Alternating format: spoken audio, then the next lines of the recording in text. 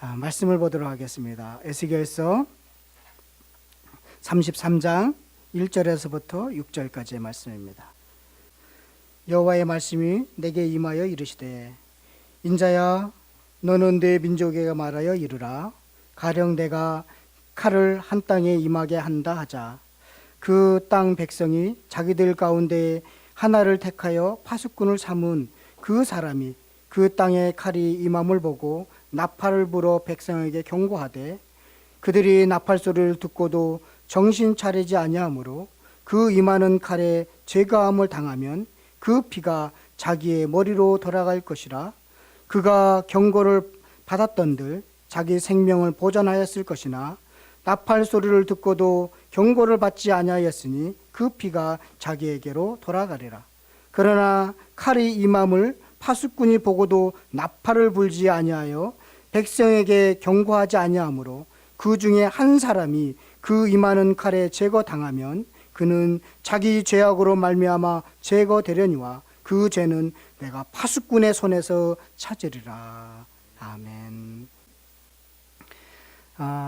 신앙이 드러나는 순간은 언제일까요?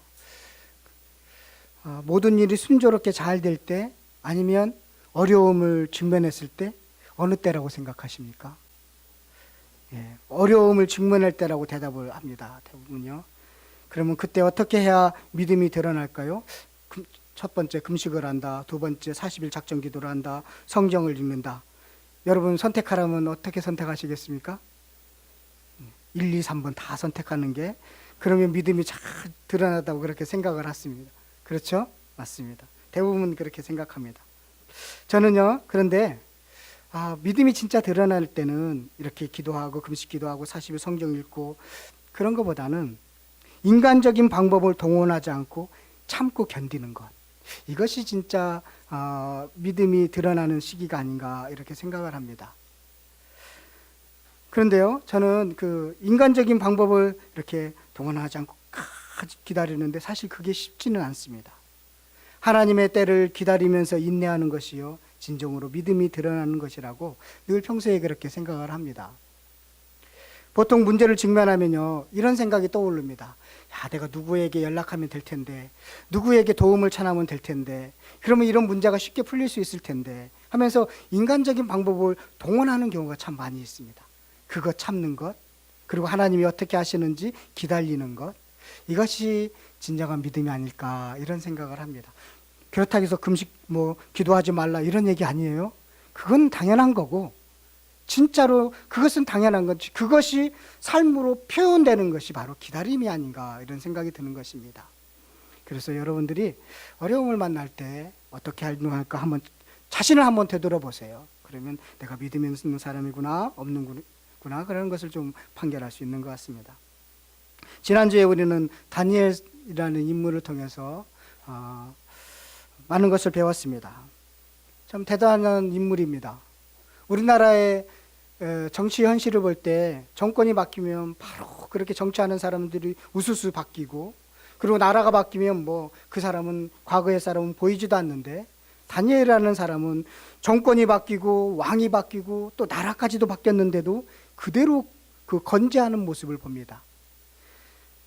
10대 후반에서부터 정치를 시작해갔고요, 그가요 한 90세까지 정치를 한 아주 대단한 인물입니다.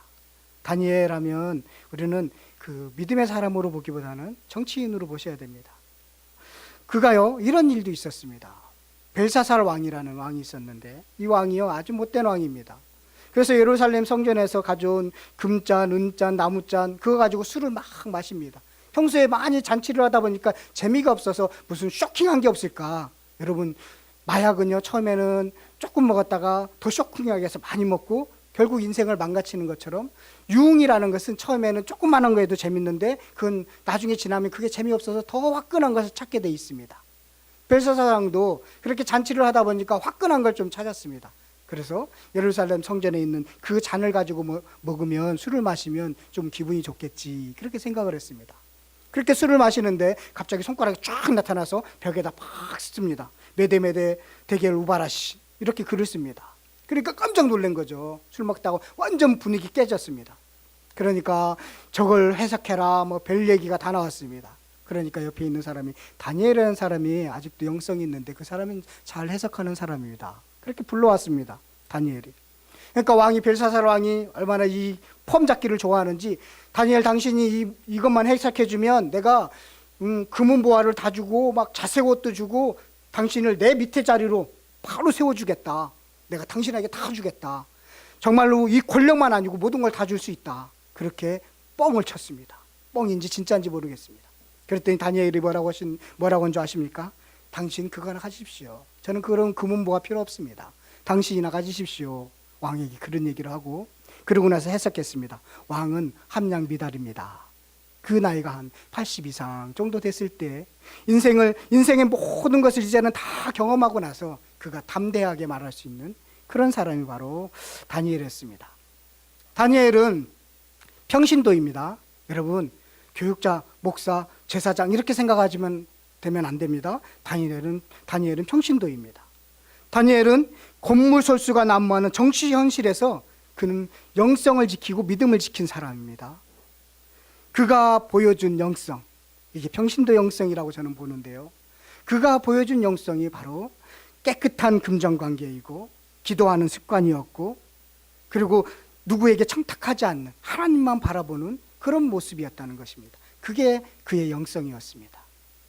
우리는 영성하면 뭔가를 환상을 봤다는 둥, 뭐 미래를 춤춘다는 둥 이런 것을 영성으로 우리는 보통 그렇게 보는 경우가 많이 있습니다. 그런데 성경에서 말하는 영성은요, 그런 영성이 아닙니다. 그가 삶에서 얼마나 정직하게, 얼마나 하나님 앞에서 바른 모습으로 살아갔느냐, 하나님을만 의지했느냐, 이것이 영성이라는 것입니다. 다니엘은 그 영성을 우리에게 보여주고 있습니다. 평신도로서, 정치인으로서 어떻게 살아갔는지를 보여주는 것이 다니엘이었습니다. 여러분들은 저보다 영성이 좋아서, 지난주도 얘기했죠. 영성이 좋아서 세상으로 보냈습니다. 거기 세상에서는 예배 드리는 사람이 없습니다. 세상에서는 교회 이야기하면 욕하는 사람들이 더 많습니다. 그런데 거기에서 정직하고 바르고 하나님의 영광을 착한 행실을 통해서 영광을 드러내도록 여러분들의 영성을 강하게 세워서 그 세상으로 보낸 것입니다. 그것이 영성인 것입니다. 다니엘을 그런 눈으로 한번 보시면 대단한 인물이다라는 생각이 듭니다. 여러분들도 그런 영성을 소유하시기를 바라겠습니다. 그러냐 그렇게 기도하면서요 자기를 위해서 기도한 적은 없습니다. 기도의 내용을 한번 쭉 보시면 자기의 문제 가지고 막 고민하면서 기도하지는 않았습니다. 그가 기도한 내용을 보면 조국을 위해서, 왜 이 나라가 하나님의 나라가, 하나님이 세워진 이 나라가 왜 이 모양 이 꼴로 되었을까, 그것 때문에 기도했습니다. 왜 하나님이 성도 예수님을 믿는 사람들이 왜 저렇게 욕을 얻어먹고 왜 교회가 저렇게 될까, 그걸 위해서 기도했다는 것입니다. 그게 하나님의 나라이거든요. 왜 그럴까, 그것을 놓고 눈물을 흘리면서 가슴 아파서 기도한 사람이 바로 다니엘이었습니다. 그것이 영성인 것입니다. 여러분들 그런 영성을 소유하시기를 바라겠습니다. 오늘은 다니엘이 성도의 영성, 평신도의 영성이었다면 오늘 함께 본문을 읽었던 이 에스겔은 제가 볼 때는 교역자의 영성이 아닌가 이런 생각을 한번 잡아봤습니다. 에스겔하고 다니엘은 동시대 인물입니다. 그리고 다니엘은 정치인이었다면 에스겔은 제사장이었고 예언자로 활동했던 그런 교역자라고 이렇게 평가해도 되겠습니다. 얘기해도 되겠습니다. 다니엘이요, 언제 바벨론이 지금 어디냐면 이라크예요. 아셨죠? 이라크예요. 페르시아는 이란이고, 그러니까 이란이 지금도 당당하게 사는 이유가 있어요. 전 세계를 우리가 지배했었어. 이런 자부심을 갖고 있는 거예요. 그 이라크인데 거기는 석유가 많죠. 자, 606년 바벨론 제국이라고 하는데 606년에 다니엘을 그렇게 끌고 갔습니다. 포로로. 그때 다니엘의 나이가 10대 후반 정도 돼요. 그리고 2차로 이제 또 포로를 끌고 갔는데 587년 BC 587년 2차 포로가 있었는데 그때 요야긴 그리고 한 1만여 명 정도 되는 그런 기공 뭐 이런 사람들, 아주 똑똑한 사람들을 다 끌고 갔습니다. 그때 에스겔이 포함됩니다. 그러니까 그때 에스겔의 나이가 25살 정도 되거든요.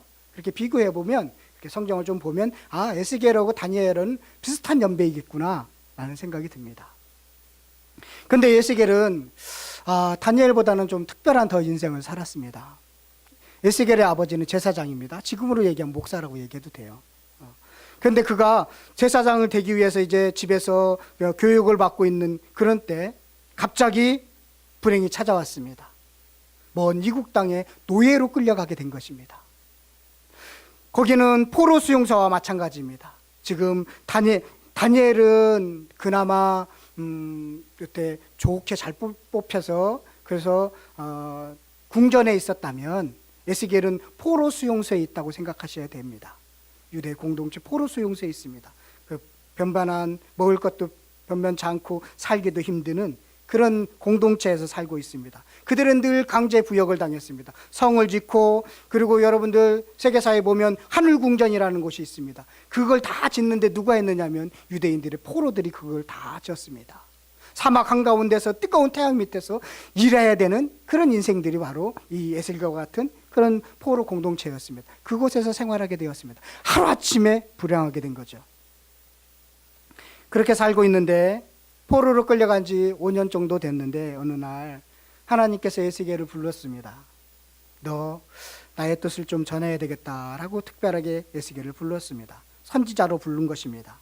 그래서 영적 체험을 통해서 살아계신 하나님을 그가 이제 만나게 되고 이제 30살에 그 하나님의 뜻을 이렇게 쭉 전하는 내용들이 들어 있습니다. 에스겔 30살, 25살까지는 제사장 되기 위해서 열심히 공부했지만 그 위에는 성경 공부도 하지 못하고 누가 가르쳐주는 사람도 없었습니다. 그런데 예언자로 딱 되니까 거기에는 끌려온 사람들 중에는 장로들도 있고 제사장들도 있습니다. 거기서 제사장 역할을 하는 사람들도 있었습니다. 그런데 툭하면 그 사람들이 와서 하나님이 부름을 받았다니까 그 소문을 듣고 에스겔에게 찾아옵니다. 지금 이 나라가 멸망한 이유가 무엇입니까? 라고 장로들이 자꾸 나이 드신 분들이 와서 물으니까 이 30살 먹은 젊은 이 예언자가, 선지자가 대답할 게 없는 거예요. 들은 게 별로 없어서. 그러니까 하나님께서요 특별하게 에스겔에게는 영적 체험을 허락하시는데 이런 거예요. 한 장로하고 한 세 차례, 이 에스겔서를 보면 세 차례의 대화 장면들이 나와요. 그러면 이렇게 에스겔이 이렇게 앉아 있잖아요. 그럼 장로들이 쭉 둥그렇게 앉아서 이렇게 얘기를 했을 거예요. 그러면 대답할 게 별로 없는 거예요. 별로 들은 게 없어서. 그래서 하나님이 이 에스겔의 영을, 우리 영과 여기 있는 영을 잡아서 어디로 가느냐면 순간 이동을 하는 거예요. 예루살렘으로 가는 거예요. 예루살렘에 가서 그 예루살렘의 가증한 모습들을 다 보여주는 거예요. 그러면서 그렇기 때문에 너희들이 지금 이렇게 된 거야 라는 사실을 가르치도록 그렇게 하는 모습들을 보게 됩니다. 한번 성경을 한번 찾아볼까요? 8장으로 한번 가보겠습니다. 여러분들 에스겔서가 좀 어려워서 성경을 많이 못 봤을 텐데 8장을 한번 가보면 그런 모습을 하나만 설명을 해드릴게요. 여섯째 해 여섯째 달 초닷새에 나는 집에 앉았고 유다의 장로들은 이 여섯째 해라는 것은 자기가 포로로 끌려온 지 여섯째 해가 되었다는 것이에요. 유다의 장로들은 내 앞에 앉아 있는데 주 여호와의 권능이 거기에서 내게 내리기로 내가 보니 불같은 형상이 있더라. 그 허리 아래의 모양은 불 같고 허리 위에는 광채가 나서 단쇠 같은데 이게 하나님 이런 모습인데요. 그가 손 같은 것이 쫙 펴서요. 내 머리털 한 숨을 잡으며 내 머리털 한 숨을 잡았다는 것은 영을 쫙 잡고 이렇게 올라갔다는 거예요. 주의 영이 나를 들어 천지 사이로 올리시고 하나님의 황상 가운데 나를 이끌어 예루살렘에 가서 안뜰에 들어가서 북향한 문에 이르시니 거기에는 질투의 우상, 그 질투를 일으키는 우상들을 자례하는 것을 쫙 이런 것들을 보여주는 모습들이 쭉 나옵니다. 에스겔의 영을 잡아서 에스겔은 그런 경험을 하지 못했거든요. 다 깨끗한 줄 알았거든요. 그런데 그 예루살렘 성전에서 그들이 하고 있는 가증한 일들을 다 보여줍니다. 그러면서 너희들이 망한 지금 포로로 끌려온 이유는 그런 가증한 일들을 했기 때문에 그래 라는 사실을 가르쳐주고 있습니다. 그것을 본대로 그렇게 장로들에게 설명해주는 그런 모습으로 되어 있습니다. 11장 24절을 한번 가보면 이게 쭉 8장에서부터 11장까지 쭉 이어지는데 한 대화의 내용이에요. 장면이에요. 자, 24절에 가면 주의 영이 나를 들어 하나님의 영의 환상 중에 데리고 이제 다시 데리고 갈대아에 있는, 이 갈대아라는 것은 바벨론이에요. 바벨론에 있는 사로잡힌 자 중에 이르시니 내가 본 환상이 나를 떠나 올라간지라. 그래서 내가 사로잡힌 자에게 여호와께서 내게 보이신 모든 일을 말하니라. 지금 장로들에게 지금 다 말했다라는 것입니다. 이런 식으로 세 개의 장면들이 있습니다. 그런데요, 오늘 성경을 보면 이렇게 특별한 영적인 체험도 하겠지만 교육자들에게는 하나님께서는 평신도보다는 교육자들에게는 아주 특별한 것을 요구하는 경우가 많이 있습니다. 아주 어려운 것들을 요구하는 경우가 많이 있습니다. 뭐 이사야 같은 경우는 3년 6개월 동안 너 빨개 벗고 다녀라. 팬티는 입고 있었던 것 같아요. 그리고 호세아에게는 너 음란한 여자를 아내로 삼아라. 아주 특별한 일이죠. 그렇다고 해서 지금 목사들이 다 음란한 여자하고 결혼하려는 게 아닙니다. 그 당시 호세에게만 그런 거예요. 아주 특별한 것을 요구하십니다. 그리고 예레미야에게는 넌 결혼도 하지 마. 자식도 낳지 마. 지금 에스겔에게는요 아주 혹독한 요구를 합니다. 몇 가지 요구들을 하는데, 행동들을 요구하는데, 어느 날은요 하나님께서 야 너 머리털하고 수염을 다 깎어. 그리고 저울로 자라. 저울로 재서 3분의 1씩 나눠. 3분의 1은 불로 태우고 3분의 1은 흩어버리고 3분의 1은 칼로 쳐. 이것을 시켜요. 유대인들은 그 수염이나 머리를 깎으면 안 되거든요. 그렇게 얘기합니다. 그것을 시킵니다. 또 하루는 너 390일 동안 왼쪽으로 드러져 있어. 그리고 그런 다음에 40일 동안은 또 오른쪽으로 드러져 있어. 그런데 먹을 건 아주 소량만 먹어. 거의 1년 넘게 드러나서 음식 먹게 합니다. 아주 에스겔에게 특별한 것들을 요구하는데, 또 하루는 내가 네 아내를 취해갈 거야. 너 아내를 오늘 저녁에, 내 저녁 때 너 아내를 내가 죽게 할 거야. 그런데 너 울지도 말고 통곡하지도 말고 그렇게 너희들이 장례 때 했던 그런 모습들을 보여주지 마. 그것을 요구하십니다. 그러고 나서 아내를 데려갑니다. 이 모든 내용들이 뭐냐면요, 이스라엘이 닥칠 환난에 대해서 미리 네가 경험해봐. 내가 지금 이 이스라엘은 내 아내와 같은 것이야. 그런데 너 그 아내를 잃었을 때 얼마나 슬퍼? 너도 한번 경험해봐. 그러면서 하나님의 마음을 알게 하기 위해서 그렇게 어려운 일들을 좀 요구하십니다. 교육자들에게 요구하시는 것 같아요. 다니엘에게 요구했던 것과는 좀 차원이 다릅니다. 동시대의 인물인데 에스겔에게는 참 혹독한 것을 요구하셨다, 이런 생각을 많이 듭니다. 여러분들은 걱정하지 마십시오. 제가 이런 얘기하니까 저하고 눈도 안 마주치려고 하는데, 여러분들은 평신도이기 때문에 저한테는 요구해도 여러분에게는 요구하지 않을 것 같습니다. 그러니까 걱정하지 마시고 잘 들으시기를 바라겠습니다. 감당할 수 있는 믿음 있는 사람에게, 그리고 하나님의 대화가 통하는 사람에게 특별하게 요구하신다는 것입니다. 에스겔은 그렇게 철저하게 그런 요구, 정말로 인간적인 입장에서는 감당하기 어려운 그것을 철저하게 순종하는 모습을 보여줍니다. 그것이 교육자의 영성이 아닌가 생각이 듭니다. 인간적인 관점에서는 도저히 이해할 수 없는데 하나님이 말씀하셨기 때문에 순종하는 것, 이것이 교육자의 영성이라고 생각이 듭니다. 극심한 고통을 통해서 타락하고 멸망하는 이스라엘을 지켜보고 있는 하나님의 입장을 이제 비로소 알게 됨으로써 하나님과 더욱 가까이지는 것이 바로 교육자의 영성이 아닌가, 이런 생각이 듭니다. 제가 오늘 여러분들에게 좀 부탁드리고 싶은 건요, 설교를 듣고 에스겔서를 꼭 읽으시기를 바라겠습니다. 좀 어렵습니다. 그 내용의 전개를 보면요, 이런 어려운 내용보다는 에스겔을 부른 내용, 그리고 포로 공동체에서 함께 이렇게 대화했던 세 차례의 대화 내용, 뭐 그런 내용들로 돼 있어요. 그러면서 중간 정도에는 이제 예루살렘이 멸망하는데 마치 일지를 쓰듯이 하나님께서 보여주는 거예요, 환상으로.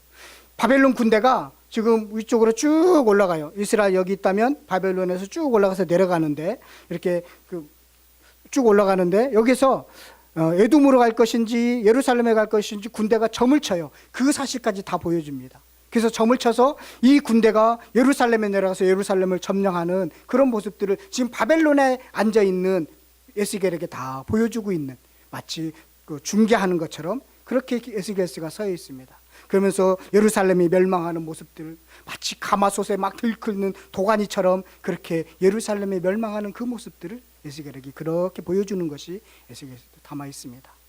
그러면서 그렇게 엄청난 어려움과 심판을 당한 그 예루살렘이 이제는 다시 회복하는 내용으로 구성되어 있는 것이 에스겔서인데 한번 꼭 읽어보시기를 바라겠습니다. 여러분들은 이런 설교는 들었을 거예요. 야, 마른 뼈가 이렇게 툭툭툭 생기를 부어넣어서 그렇게 큰 군대를 이루고 회복한다. 이것은 회복의 역사만 보여준 거예요. 그 전반부에는 처참한 이스라엘의 죄악과 멸망의 사실이 그대로 들어 있습니다. 이것도 배우셔야 됩니다. 그런데 우리는 주로 여러분들이 설교를 들을 때 회복만 많이 들었습니다. 회복하시는 하나님만 보셨습니다. 아닙니다. 그 전에 때리신 하나님도 보셔야 됩니다. 진노하신 하나님도 보셔야 됩니다. 그래야 하나님을 알 수 있습니다. 너무 좋은 분만 아시면 안 됩니다. 화난 하나님도 보셔야 될 줄 알아야 됩니다. 이것을 여러분들이 꼭 아시기를 바라겠습니다. 그 하나님과 함께 교제 나누시기를 바라겠습니다. 이것이 에스겔서입니다. 근데 에스겔서와 다니엘서는 동시대 인물이라고 그랬죠. 처음 들었어요? 동시대 인물이라는 생각 안 해보셨어요? 동시대 인물인데 거기 에스겔서나 다니엘서를 보면, 특히 다니엘서를 보면 우상이 아무것도 아니라는 사실을 보여주죠. 그런데요, 왜 우상의 문제가 거기에서 드러나는 줄 아세요? 그 당시 고대에는 그 나라와 나라의 전쟁을 하면 어떤 전쟁이냐면 신과의 전쟁입니다. 그래서 A 나라가 졌잖아요. 그러면 그 나라의 신이 약해서 그 힘이 없어서 진 걸로 그렇게 그 고대 사람들은 그렇게 생각했습니다. 그래서 지금 이스라엘이 멸망한 것은 이스라엘의 신이 힘이 없어서, 힘이 약해서 멸망한 걸로 알고 있습니다. 그런데 다니엘서를 보면 우상에게 그 나라의 신이 세기 때문에 그 전국을 이렇게 전 세계를 점령한 걸로 그들은 생각하고 있거든요. 그런데 다니엘과 다니엘의 친구들이 그 우상에게 절하지 않고 우리의 신은 힘이 없어서 진 게 아니라 우리를 훈련시키기 위해서 우리를 망하게 했습니다라는 것을 보여주는 것입니다. 그래서 우상의 문제가 나와 있는 것이에요. 그런데 왜 하필이면 70년 동안 그런 훈련을 받을까요? 70년 동안. 훈련 기간이 아주 중요한데요. 출애굽을 해서 이스라엘 백성들이 가나안에 들어가기까지 몇 년 동안 광야에 있었어요? 예, 40년 동안 있었습니다. 가데스 바냐에 올라가서 그 위에 한 38년 동안 그들이 광야에서 살다가 가나안에 들어갔습니다. 자, 가데스 바냐에서 정탐을 합니다. 사실은요, 가데스 바냐에 출애굽한 이스라엘 백성들이 가나안에 그냥 들어가면 됩니다. 정탐하라고 한 것도 하나님의 명령이 아닙니다. 자기들이 지금 우리 한번 살펴볼까? 그것은 자기들의 생각이지 하나님의 생각이 아니었습니다. 그래서 정탐꾼을 보내서 40일 동안 정탐을 하고 내려왔습니다. 그러고 나서 그들이 그 땅을 악평하면서 그들은 장대하고 그들은 엄청나게 힘이 세며 우리는 들어갈 수 없습니다. 우리는 메뚜기와 같습니다. 그렇게 보고를 했습니다. 그랬더니 사람들이 뒤집어졌습니다. 저렇게 큰 사람들을, 어떻게 저렇게 힘센 사람들을 우리가 무너뜨릴 수 있습니까? 우리는 올라가지 못합니다. 점령하지 못합니다. 그렇게 했습니다. 그래서 하나님이 화가 나서 다 죽여버릴까 말까 하다가 모세가 또 엎드려서 살려주면서 38년 동안 거기에서 광야에서 살게 되었습니다. 오아시스입니다. 그런데 38년, 그 40년이 뭐냐면 한 세대가 없어지는 세대입니다. 우리는 메뚜기와 같습니다. 우리는 할 수 없습니다라고 생각했던 그 세대가 죽는 기간이 한 세대였던 것입니다. 그들이 다 죽을 때까지 하나님께서는 기다리셨습니다. 그런 생각, 메뚜기와 같은 생각 가지고는 하나님의 나라를 같이 할 수 없기 때문에 그렇습니다. 하나님과 손잡고 동업을 해야 되는데 메뚜기와 같은 나는 아무것도 할 수 없습니다라고 생각하고 있는 그 사람하고는 하나님이 같이 동업할 수 없기 때문에 그들이 죽을 때까지 기다렸던 것입니다. 이게 한 세대가 필요했던 것입니다. 그들은 지금 어떤 생각이요? 노예의 근성을 갖고 있었던 것입니다. 노예의 근성. 노예의 근성 없애는데 한 세대가 필요한 거예요. 노예의 근성 없애는데. 그런데 지금 바벨론으로 포로 갔는데 70년입니다. 70년은 두 세대입니다. 두 세대인데 그들이 무엇에 찌들었느냐면 우상에 찌들었습니다. 하나님을 제대로 섬기지 않고 우상을 섬기는데 하나님의 나라 역할을 하려고 그렇게 세워졌는데 우상에 찌들어 버렸습니다. 그 우상에 찌들은 그 신앙을 버리는데 두 세대가 필요한 것입니다. 두 세대가 필요. 그래서 바벨론에서 70년 동안 그렇게 그들이 훈련을 받게 되는 것입니다. 노예 근성은 40년은 되지만 우상에 찌든 신앙의 것들을 제거하기 위해서는 두 세대가 필요하다라는 것입니다. 그만큼 신앙에 찌든 것을 바로잡기에는 더 오랜 시간이 필요하다라는 것입니다. 여러분, 노예 근성과 신앙의 그 우상에 찌든 그 신앙의 저변에 깔려 있는 것은 뭔지 아십니까? 만몬이라는 것입니다. 지금으로 얘기하면 만몬입니다. 잘 먹고 잘 살고 풍요를 누리는 것입니다. 이것을 버리게 하도 하나님의 뜻대로 살도록 하는 데 있어서 오랜 시간의 훈련이 필요하다라는 것입니다. 그래서 70년이 필요했습니다. 그 훈련 한복판에서 다니엘과 에스겔이 서 있었습니다. 그런데요, 또 다른 인물들이 있습니다. 성경을 보면 포로 공동체에서는 다양한 사람들이 있었습니다. 제사장도 있고 장로들도 있고 청년들도 있습니다. 다니엘과 에스겔은 청년에 속한다고 하겠죠. 그런데 에레미야서 29장에 보면 스마야라는 제사장이 있습니다. 아주 에레미야서 29장, 이 사람도요 지금 다니엘과 에스겔과 같은 공동체 속에 있습니다. 자, 우리 에레미야서를 한번 가보실까요? 에레미야서 29장 가보면 그 이름만 찾아보세요. 에레미야서가 또 어디 있느냐 하면 1096쪽에 있습니다.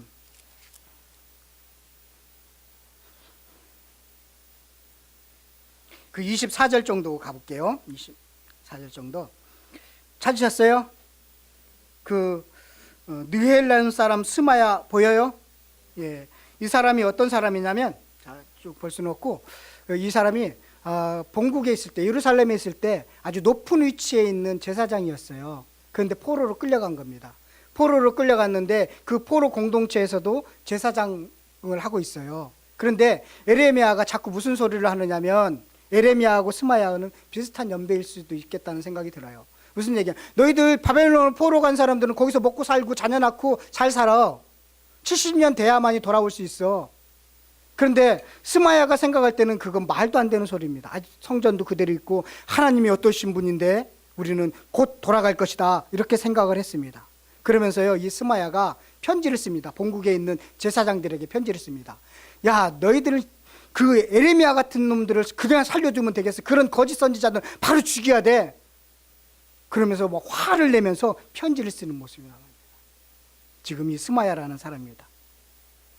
그런데요, 그 29장 쭉 보면 이 스마야는 하나님께서는 거짓 선지자라고 얘기하고 있습니다.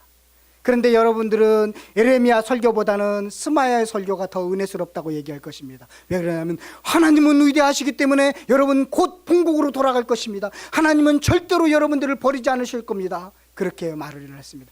사람들이 듣기 원하는 얘기들을 했습니다. 그러나 그것은 하나님의 뜻이 아니었습니다. 그가 생각나는 대로 그 사람들을 위로하기 위해서 만들어낸 이야기일 뿐이었다는 것입니다. 겉으로는 믿음이라는 것을 포장했지만 하나님의 마음을 전혀 모르는 그런 설교였다라는 것입니다. 이런 설교로는 우상에 찌든 그들을 훈련시키고 다시 만들어내기에는 어렵다는 것입니다. 여러분, 사람이 듣기 좋은 일을 하느냐, 하나님이 듣기 좋은 일을 하느냐, 이것이 늘 우리에게 달려 있습니다. 여러분들은 하나님이 듣기 좋은 일들을 좀 하시기를 간절히 바라겠습니다. 제가 에스겔하고 다니엘을 한꺼번에 이렇게 에스겔서를 쭉 하려다가 고민을 했어요. 에스겔서를 쭉 하면 너무 힘들어할 것 같아요. 그래서 지금 에스겔과 다니엘의 인물을 통해서 지금 에스겔서를 한번 정리를 해봅니다. 그러면서 이런 생각을 해봤어요. 야, 어떻게 에스겔하고 다니엘이 젊은 나이에 그렇게 포로로 끌려갔는데 어떻게 그렇게 하나님의 뜻대로 살 수 있는 믿음의 사람이었을까 고민이었습니다. 어떻게 해서 그렇게 됐을까? 성경에는 좀 기록되어 있지 않는데 그것이 참 고민이었습니다. 그런데 이들이 본국에 있을 때 가정교육이 잘 되었겠다, 이런 생각을 가졌습니다. 그렇지 않고는 그 바벨론의 땅에서 그렇게 신앙을 지키는 일들이 쉽지 않았었겠다, 이런 생각이 들거든요. 그래서 가정교육이 먼저 참 중요하겠구나, 이런 생각이 들었습니다. 하나님의 쓰시는 인물들은 먼저 가정에서 신앙훈련을 잘 받아야 되는 거구나. 신명기 6장 4절이나 에베소서 6장 4절을 보면 가정에서 교육하라고 말씀을 가르치라고 이렇게 말씀하고 있습니다. 똑같이 6장 4절입니다. 신명기 6장 4절, 에베소서 6장 4절 한번 가서 찾아보시기를 바라겠습니다. 그렇게 가정교육을 잘 받아서 이렇게 위대한 인물이 되지 않았나, 하나님이 쓰시는 그런 영성이 있는 사람이 되지 않았나 이런 생각이 듭니다. 그러면서 고민했습니다. 자, 그러면 우리의 자녀들도 다니엘처럼 그렇게 에스겔처럼 하나님이 쓰시는 인물들로 키워야 되는데 뭘 해야지? 가정 예배를 드려야 되겠구나. 올해 다시 시도해야 되겠구나. 이런 생각을 가졌습니다. 그래서 우리가 작년에 마지막 주에는 늘 가정 예배를 드린다고 그렇게 했죠. 그래서 다음 주가 마지막 주입니다. 꼭 가정 예배를 드리고 사진을 찍어서 홈페이지에 올리시기를 바라겠습니다. 좀 확인을 해야 되겠습니다, 이제는.